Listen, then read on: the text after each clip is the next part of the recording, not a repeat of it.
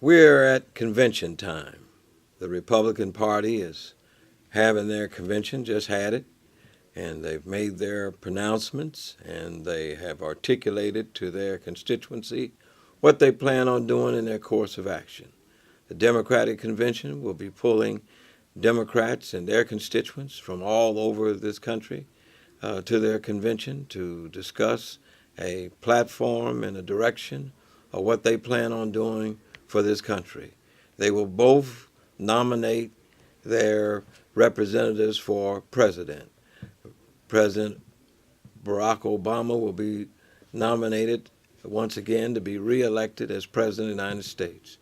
And then the Republicans will have their candidate ready to, Mitt Romney, ready to be nominated to run for President of the United States. But I think back to the massive struggle we had over the years just to get seats, just to be represented in these conventions. And as I looked at the Republican convention, I was disappointed. I did not see enough African Americans, minority, Hispanics, other ethnic groups represented there at the convention. The Democratic convention will extend itself. It will have minorities. And I think about how Fannie Lou Hamer was locked out of the convention, wasn't allowed to be seated out of Mississippi. We wanted to know how could we be seated? How could we have our voice? I think about 84 in San Francisco where we had to fight when Jackson came to the convention as a candidate, in 88 and had to go in the back room and negotiate proportional representation would be the formula we would use to be able to seat delegates. And then I think about many of the young delegates that will be coming, such as my daughter, State Representative Alicia Reece out of Cincinnati, Ohio, and many others around this country that will be taking seats, to being able to cast their vote, being able to have a voice.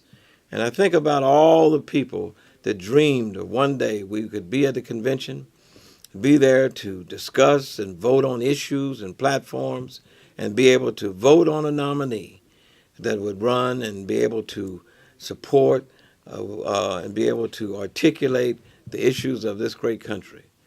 It's convention time, but after convention time, it's our time.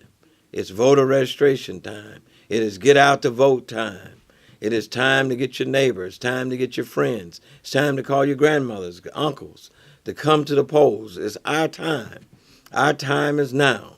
We can express our voices, we can be heard, and we should not let anything stop us. Just think, thousands of citizens had to walk miles, had to walk through the lakes, had to walk through the forest, had to walk through a lot of harassment just to go and vote. And now all you got to do is go down to the polls. It's very simple. Cast your vote.